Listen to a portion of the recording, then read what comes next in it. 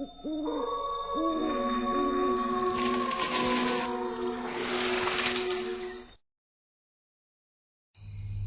बहुत अंधेरा हो रहा है, मुझे वहाँ नहीं जाना। देखो, हमें सड़क के रास्ते से ही चलना चाहिए। अरे तुम समझ क्यों नहीं रही? ये एक शॉर्टकट रास्ता है और वैसे भी उन्होंने अपना फार्म हाउस जंगलों के अंदर ही बनाया हुआ है, न कि सड़क किनारे। भाई और कितना दूर है अभी? मेरे तो पैर दर्द होने लगे हैं चलते चलते।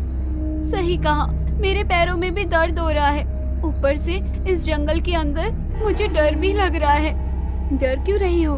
हम सब साथ हैं, किसी को कुछ नहीं होगा। जब मैं छोटी बच्ची थी तो मेरी माँ मुझे कहानी सुनाया करती थी।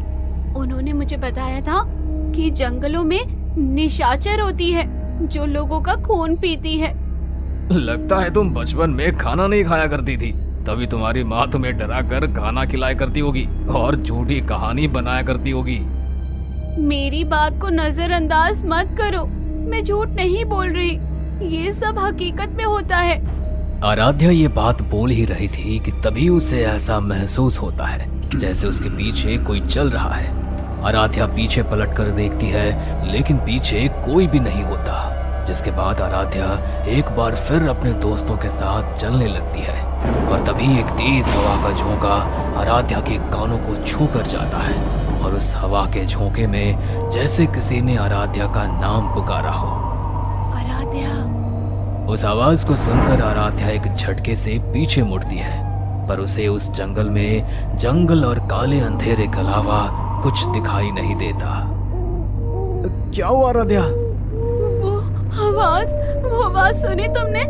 ऐसा लगा जैसे किसी ने मेरा नाम पुकारा हो। नहीं तो, हमें तो कोई आवाज नहीं आई। आराध्या ये सब तुम्हारा वहम है। मैं कह रहा हूँ कि तुम ये फालतू की चीज सोचना बंद कर दो। नहीं, ये मेरा वहम नहीं हो सकता, पर जो भी है ये लोग मेरी बात पर विश्वास नहीं करेंगे, इसलिए मुझे इनके आगे कुछ नहीं बोलना चाहिए। और हाँ, शायद तुम सही कह रहे हो। फिलहाल चलो, हमें कहाँ चलना है? वो सभी आपस में बातें कर ही रहे होते हैं कि तभी उन्हें जंगलों के अंदर एक रोशनी नजर आती है। वो सभी उस रोशनी की तरफ जाते हैं। चारों तरफ बहुत तेज अंधेरा होता है, लेकिन देखते ही देखते वो जंगलों के बीच फार्म हाउस में पहुंच जाते हैं, जहां पर फार्म हाउस को बहुत अच्छे से सजाया हुआ होता है। वहां पर मयंक अपने सभी दोस्तों को देखकर बहुत खुश होता है और उन्हें गले से लगाता है। जितना भी उनका डर था वो सब जा चुका था, क्योंकि अब वो आराम से फार्म हाउस के अंदर पार्टी कर रहे थे। ये मयंक का 22वां बर्थडे था और वो अपने बर्थडे के चलते सभी को पार्टी दे रहा था, लेकिन सभी दोस्तों के आने के बाद भी उसे किसी का इंतजार था। क्या हुआ मयंक, तुम केक कट क्यों नहीं कर रहे हो? चलो जल्दी से केक कट करो ना। वो आने ही वाली होगी, बस अब थोड़ी देर और इंतजार कर लेते हैं। तुम किसकी बात कर रहे हो? कौन आने वाली है? क्या तुमने कोई गर्लफ्रेंड बनाई है? तुम ऐसा भी समझ सकते हो। इतना बोलकर मयंक शर्माने लगता है। तभी उसके फार्म हाउस का दरवाजा खुलता है और उसके अंदर एक बहुत सुंदर लड़की आ रही होती है, जिसने पतली कमर और सुंदर शरीर के साथ साथ लाल रंग की साड़ी पहनी होती है। साथ में उसके लंबे लंबे बाल थे। उसकी सुंदरता मानो जैसे फार्म हाउस की सजावट को चार चांद लगा रही हो। सबकी नजर अचानक से उस लड़की पर पड़ती है। वो इतनी खूबसूरत थी कि लड़कियां भी उसकी खूबसूरती को देखकर उसके चेहरे से नजर नहीं हटा पा रही थी। तभी वो लड़की हाथों में फूल लिए मयंक के पास आती है और उसे गुलाब का फूल देकर बर्थडे की शुभकामनाएं देती है। उसके चेहरे की हंसी को देखकर सभी लड़के मोहित हो जाते हैं। इतने में पुनीत कहता है, अरे मयंक, क्या कंटाप लड़की है ये। अरे मैंने ऐसी लड़की पूरी कायनात में कभी नहीं देखी। अरे ये तो खूबसूरती में मिस वर्ल्ड को भी फेल कर रही है। ओ तू अपना मुंह बंद रख, ये कोई मिस वर्ल्ड नहीं है, ये मेरी गर्लफ्रेंड है, इसका नाम निशा है। ये सुनते ही आराध्या हैरान हो जाती है। वो निशा को देखती ही रह जाती है। उसके मन में निशा को लेकर बहुत कुछ चल रहा था, लेकिन उसकी खूबसूरती के आगे किसी को कुछ भी दिखाई नहीं दे रहा था। तो यहाँ निशा मयंक और उसके सभी दोस्तों से बात कर रही होती है। उसके हंसते हुए बात करने की तरीके से सब लोग बहुत मोहित होते हैं। निशा सभी के साथ बहुत जल्दी घुल मिल जाती है। इस बात से सब लोग बहुत खुश होते हैं, मानो उस पार्टी को चार चांद लग गए हो, और सभी निशा के साथ डांस भी करते हैं। देखते ही देखते आधी रात हो जाती है और सभी कुछ ड्रिंक्स के साथ पार्टी को एंजॉय करने लगते हैं। चलो बहुत रात हो गई है, अब हमें आराम करना चाहिए, कल हम अपने अपने घर के लिए निकलेंगे। चलो निशा, कमरे में चलते हैं। मयंक निशा की कमर में हाथ डालकर उसे कमरे के अंदर ले जाता है। निशा भी मयंक के करीब जाकर मदहोश हो जाती है। लेकिन जैसे ही घड़ी के अंदर 3 बजते हैं, निशा देखते ही देखते बला की खूबसूरत से भयानक चुड़ैल में बदल जाती है। उसे देखकर मुर्दा दोबारा मर जाए इतनी खौफनाक लगने लगती है। मयंक के पूरे चेहरे से पसीने टपकने लगते हैं और वो हैरान हो जाता है। अभी तक जिस हसीन लड़की के साथ वो अपनी शाम बिता रहा था, वो एक भयानक चुड़ैल कैसे बन गई? ये बात उसे परेशान करने लगती है। इतने में निशा मयंक से कहती है, क्या हुआ तुम्हें? तुम मुझसे दूर क्यों हो गए हो? मेरे पास आ जाओ, मेरे करीब आ जाओ। मुझे जाने दो, मैं तुम्हारे पास नहीं आना चाहता। कौन हो तुम? मयंक की ये बात सुनकर निशा जोर जोर से हंसने लगती है। उसकी हंसी देखकर मयंक और भी ज्यादा डरने लगता है। तभी निशा एकदम से उनके पास जाती है और उसके गले में अपने नुकीले दांत मारकर उसका सारा खून चूसने लगती है। देखते देखते निशा मयंक के पूरे शरीर का खून चूसकर उसके शरीर को सुखा देती है, मानो जैसे उसके शरीर से सब कुछ खत्म हो गया हो। आज मेरी प्यास बुझी है। अब मैं अपने आप को और शक्तिशाली महसूस कर रही हूँ। अभी तो मैं और भी शक्तिशाली महसूस करूंगी, क्योंकि आज मुझे 1 नहीं 2 नहीं बल्कि पूरे 5 लोगों का खून पीने का मौका मिलेगा। इस तरह निशा मयंक का खून पीने के बाद पुनीत के कमरे में जाती है। जैसे ही पुनीत अपने सामने भयानक चुड़ैल को देखता है, वो डर के मारे कांपने लगता है। पुनीत कुछ कर पाता, इतने में तो वो चुड़ैल उसको अचानक से पकड़ लेती है और उसके गले में अपने नुकीले दांत मारकर उसका सारा खून चूसने लगती है। धीरे धीरे वो उसके शरीर का भी सारा खून पी जाती है और खून पीने के बाद वो खुद को और भी ज्यादा शक्तिशाली महसूस करती है। बेचारे पुनीत के शरीर से सारा खून खत्म होने पर वो बिल्कुल सूख जाता है। खून का एक एक कतरा पीने के बाद चुड़ैल उसे छोड़ देती है। कोई नहीं बचेगा, सबके सब मारे जाएंगे। आज मैं सबका खून पी जाऊंगी। निशाचर एक एक करके सभी के कमरे में जाती है और सभी का खून पी जाती है। आखिरी में आराध्या का कमरा बचता है। जब चुड़ैल आराध्या के कमरे में जाती है तो उसे आराध्या कहीं नजर नहीं आती। बस मेरा एक और शिकार रह गया है। इसका खून पीने के बाद मैं यहाँ से चली जाऊंगी और मैं पूर्ण रूप से शक्तिशाली हो जाऊंगी। आज अमावस्या की रात है। आज मुझे किसी भी कीमत पर सबसे ज्यादा शक्तिशाली होना है। उसके बाद मेरे जितना ताकतवर और मेरे जितना खूबसूरत हसीन कोई नहीं होगा। मैं जो चाहूंगी मुझे सब हासिल होगा। चुड़ैल पूरे घर में आराध्या को ढूंढती है, लेकिन उसे आराध्या कहीं नहीं मिलती। वो एक एक कमरे में जाती है, लेकिन फिर भी उसके सामने आराध्या नहीं आती, जिसकी वजह से चुड़ैल को बहुत तेज गुस्सा आता है और वो गुस्से से अपनी पूरी ताकत से पूरे घर को हिलाकर रख देती है। तभी आराध्या चुड़ैल के सामने आती है। मार डाला तुमने, मेरे सभी दोस्तों को मार डाला। मुझे पता था कि तुम चुड़ैल हो। तुम मासूम लोगों का खून पी जाती हो और अपनी शक्तियों को बढ़ाती हो। मैं चुड़ैल हूँ, मैं सबका खून पीती हूँ और अब तेरी बारी। अब मैं तेरा खून पी जाऊंगी और तुझे कोई नहीं बचा सकेगा। चुड़ैल इतना कहकर धीरे धीरे आराध्या की तरफ बढ़ने लगती है और आराध्या अपने कदमों को धीरे धीरे पीछे करती है। आराध्या बहुत डर चुकी थी। अब उसके पास और कोई रास्ता नहीं था। उसे भयानक चुड़ैल के करीब आते आते अपनी मौत और नजदीक से दिखाई देने लगती है। जैसे चुड़ैल आराध्या के करीब पहुंचकर उसे अपनी तरफ पकड़कर खींचने वाली होती है, उसी वक्त चुड़ैल जैसी आराध्या को स्पर्श करती है, उसे बहुत तेज झटका लगता है और उस झटके से वो हवा में उड़ते हुए दीवार पर जाकर गिरती है। अब चुड़ैल की आंखों में एक भयानक खौफ नजर आ रहा था। जो खुद इतनी डरावनी और खतरनाक थी, वो एक मामूली इंसान जैसे दिखने वाली लड़की से डर रही थी। चुड़ैल अब इस हालत में थी कि वो कुछ नहीं कर सकती थी। तभी आराध्या मुस्कुराने लगती है। मुझे इतना बड़ा झटका कैसे लगा? आज तक मेरे सामने कोई नहीं टिक पाया ना ही मुझे कोई हरा पाया।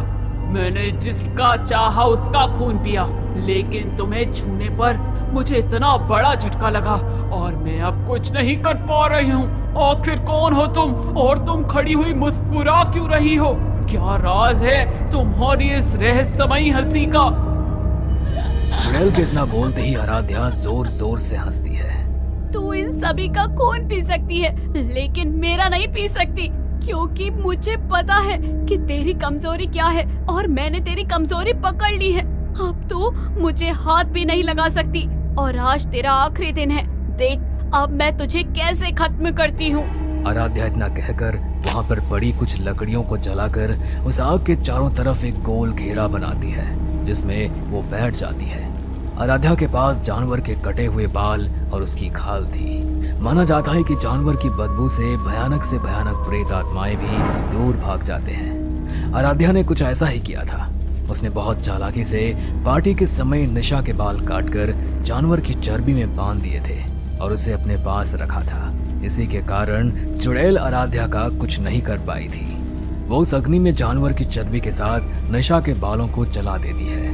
देखते ही देखते वहां एक काला धुआं प्रकट होता है। वो काला धुआं धीरे धीरे चुड़ैल को चारों तरफ से घेर लेता है। उसकी सारी शक्तियां उस धुएं के साथ साथ उसके अंदर से निकल जाती है और वो बहुत कमजोर हो जाती है। तभी आराध्या अपने मुंह से एक मंत्र का जप करती है और चुड़ैल के पैरों की धूल को अग्नि में फूंकती है, जिससे चुड़ैल और भी ज्यादा तड़पने लगती है। माँ, आपकी सुनाई हुई कहानी और बताए हुए तौर से आज मैं इस चुड़ैल का खात्मा कर सकूंगी। आज के बाद ये चुड़ैल फिर कभी किसी का खून नहीं पी पाएगी। आराध्या की माँ ने बचपन में उसे चुड़ैल की कहानी तो सुनाई ही थी, बल्कि उसकी माँ ने अपने जिंदगी में कई चुड़ैलों का अंत भी किया था, जो अपनी ताकत के लिए मासूम लोगों के शरीर से रक्त पिया करती थी। एक रात आराध्या ने ये सब अपनी माँ को करते हुए देख लिया था और उसके अगले दिन ही उसने अपनी माँ से सब कुछ पूछा था, जिसके बाद उसके बारे में उसकी माँ ने उसे सब कुछ बताया था।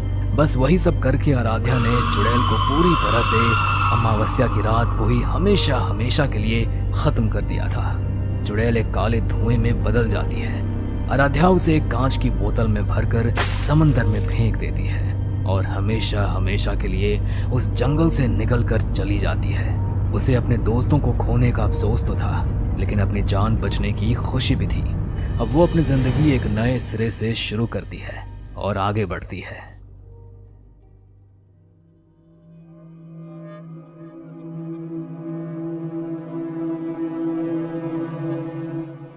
ये बहुत खुशबूदार जगह है, एकदम परफेक्ट है। मुझे ऐसा ही घर चाहिए था गुप्ता जी।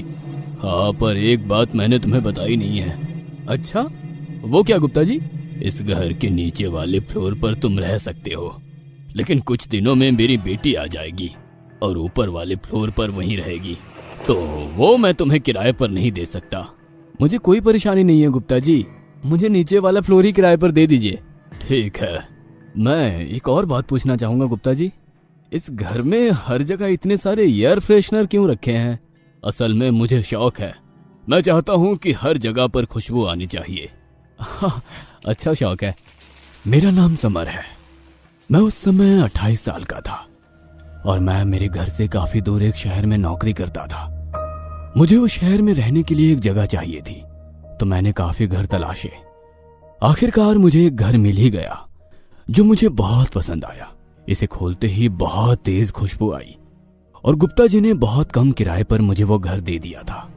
तो समर, हर सुबह जाने से पहले घर में एयर फ्रेशनर स्प्रे करना याद रखना, कभी भूलना मत। हाँ जरूर, नहीं भूलूंगा। उनकी खुशबू तो मुझे भी अच्छी लगी है। ये लो, याद से। हाँ, अब मैं चलता हूँ। एयर फ्रेशनर का उनका यह जुनून मुझे थोड़ा अजीब लगा था, लेकिन मैंने एक शब्द भी नहीं कहा। उसी दिन मैं अपना सारा सामान नए घर में ले आया।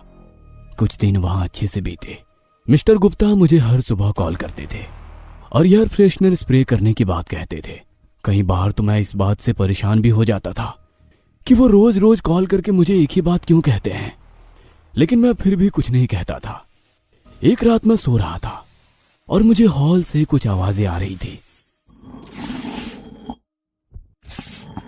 उन आवाजों से मेरी नींद खुल गई। ये किस तरह की आवाज है? घर पर तो कोई भी नहीं है। मैं उठा और अपना दरवाजा खोलना चाहा, लेकिन मेरा दरवाजा बाहर से बंद था। मैं इसे बार बार जोर लगाकर खोलने लगा, लेकिन ये नहीं खुला। मेरा दरवाजा किसने बंद किया? अब मैं क्या करूं? मुझे समझ में नहीं आ रहा था। कुछ देर बाद आवाज आनी बंद हो गई। मैंने फिर से अपना दरवाजा खोलने की कोशिश की। इस बार दरवाजा खुल गया। मैं हॉल में गया और मैंने देखा कि आवाजें कहां से आ रही थी, पर मुझे कुछ भी गड़बड़ दिखाई नहीं दी, लेकिन बहुत तेज खुशबू आ रही थी। मैं हैरान हो गया।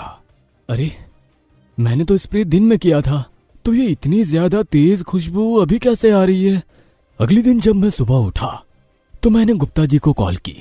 हेलो, गुप्ता जी, रात को घर में से कुछ आवाजें आ रही थी। नहीं नहीं, तुम्हें कोई सपना आया होगा। घर में तो कोई भी नहीं आता है। अरे, घर की चाबी भी सिर्फ तुम्हारे पास ही है, और उस घर के तो आसपास भी कोई नहीं रहता, तुम्हें पहले ही पता है, जो देर रात में घुसा हो। अगली रात मुझे ऑफिस से आते हुए काफी देर हो गई थी। लगभग 12 बजने वाले थे। शहर की सड़कें बिल्कुल सुनसान थी, और उस रात बाकी रातों से कुछ ज्यादा ही अंधेरा भी था, और सड़क पर पूरा सन्नाटा पसरा हुआ था। एक सुनसान अंधेरी सड़क पर मैंने बाइक के शीशे में देखा कि कोई तेजी से मेरे पीछे आ रहा है, लेकिन मुझे साफ दिखाई नहीं दे रहा था। वो मेरे और करीब आने लगा।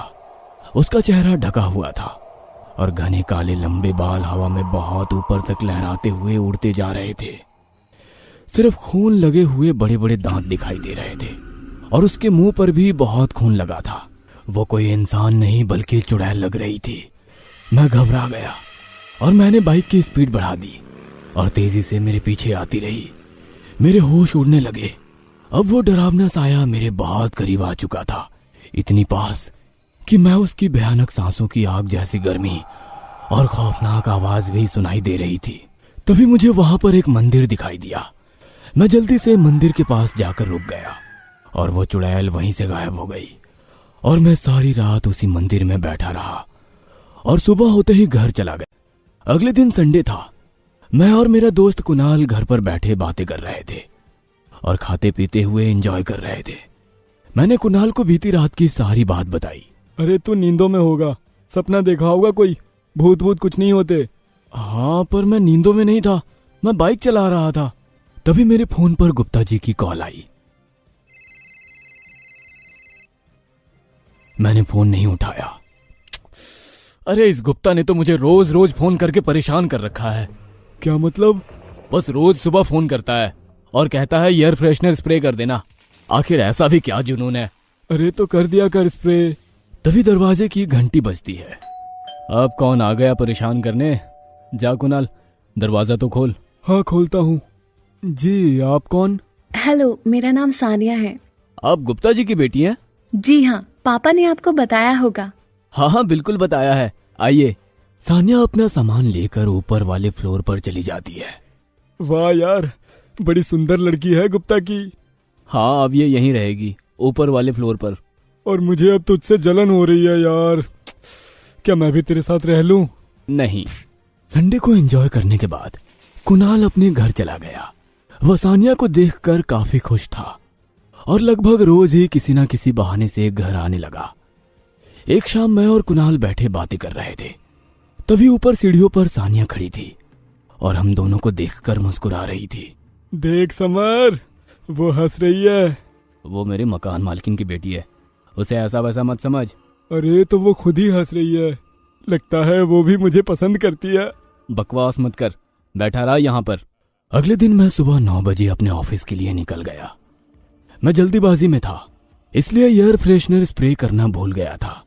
थोड़ी देर बाद मुझे कुणाल का फोन आया। हेलो समर, कहाँ है तू? मैं तेरे घर जा रहा हूँ। तुझे पता है मैं इस वक्त ऑफिस में होता हूँ। ओ हाँ, तू तो ऑफिस में है, मैं तो भूल ही गया। मैं सब समझ रहा हूँ तू जो कहना चाह रहा है।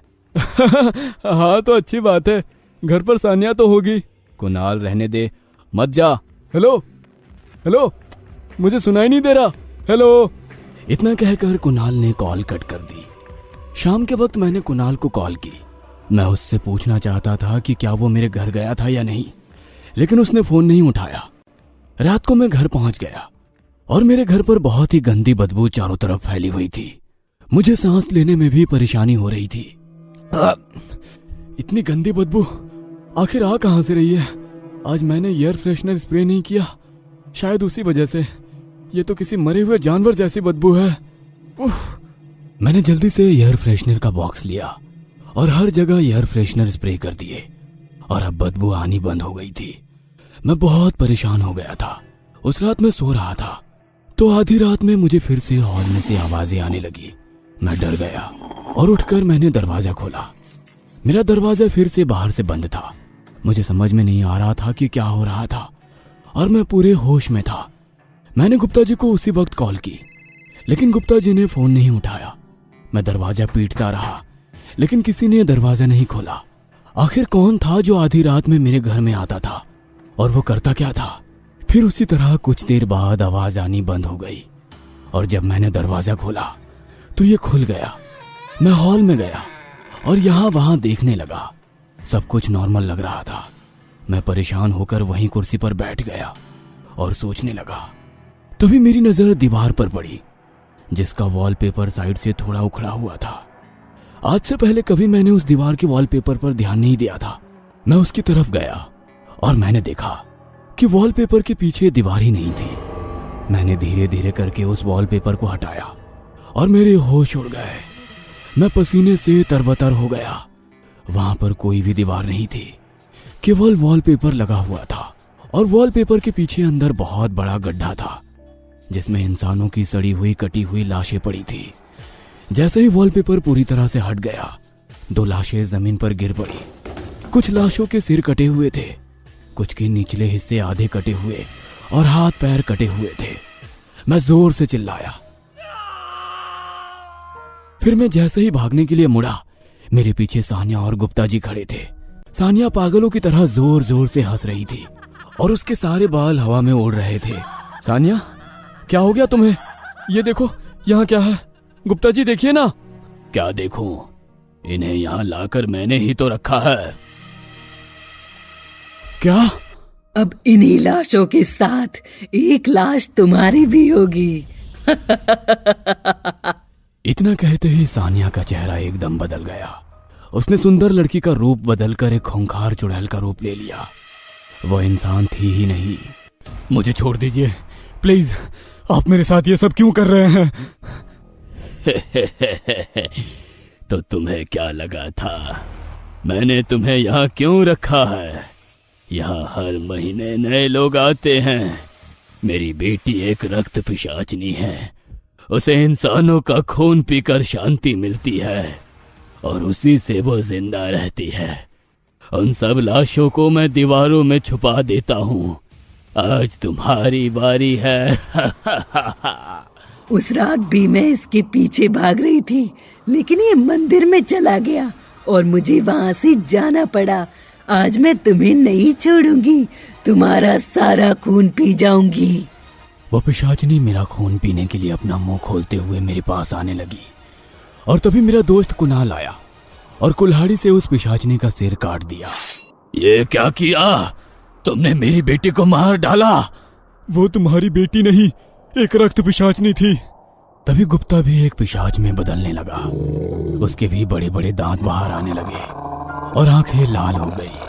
पिशाच का रूप लेते ही उसने मुझ पर हमला करके मुझे मारने की कोशिश की, पर वो उसमें नाकाम हो गया। और इसी बीच कुणाल ने मौका देखकर गुप्ता का भी सिर काट दिया। तुम्हारा बहुत बहुत धन्यवाद कुणाल, तुमने मेरी जान बचा ली। और मुझे तो लगा था कि तुम सानिया के प्यार में हो और उस दिन मेरे घर पर ना होने के बाद भी सानिया से मिलने आए होगे, पर उसके बाद से मेरी तुमसे बात नहीं हो पाई। पर तुम्हें ये सब कैसे पता लगा? जब मैंने कल तुम्हें सुबह फोन किया था, उसके बाद मैं तुम्हारे घर आया था, लेकिन मुझे घर के अंदर आते ही बहुत बुरी बदबू आने लगी और मुझे ऊपर से कुछ आवाज भी आ रही थी। तब मैं धीरे से ऊपर गया और देखा कि सानिया और गुप्ता एक ही कमरे में थे। वहां जमीन पर एक आदमी की लाश पड़ी थी, जिसकी छाती से सानिया खून पी रही थी और उस लाश के कई टुकड़े पड़े थे जिन्हें वो गुप्ता खा रहा था। मैं जल्द से वहां से भाग गया। सानिया का पिशाचनी वाला रूप मैंने कल ही देख लिया था और वो आज रात तुम्हारा शिकार करने की बात कर रहे थे, इसलिए मैं तुम्हें बचाने आ गया। अब इन लाशों का हम क्या करेंगे? तुम फिक्र मत करो, मैंने पहले ही पुलिस से बात कर ली थी और शहर में कई लोग गायब हुए थे और उनकी लाशें भी इसी घर में हैं। कुछ ही देर में वहां पुलिस भी आ जाती है और सभी लाशों की पहचान हो जाती है। यह सब देखकर हैरान हो जाते हैं कि रक्त पिशाचनी सच में होती है। इसके बाद मैंने वो शहर छोड़ दिया। मैं उस हादसे को आज तक भी भूल नहीं पाया हूं। कुणाल ना होता तो उन लाशों के ढेर में एक लाश मेरी भी होती। उम्मीद है दोस्तों आपको आज की कहानी बहुत पसंद आई होगी। ऐसी और हॉरर स्टोरीज के लिए हमारे चैनल को सब्सक्राइब करें और बेल आइकॉन का बटन दबाना ना भूलें। और अगर आप अपनी कहानी हमारे साथ शेयर करना चाहते हैं तो हमें ईमेल जरूर करें। हमारी ईमेल आईडी नीचे डिस्क्रिप्शन बॉक्स में दी गई है। और हाँ, वीडियो को लाइक और शेयर करना ना भूलें। Thank you.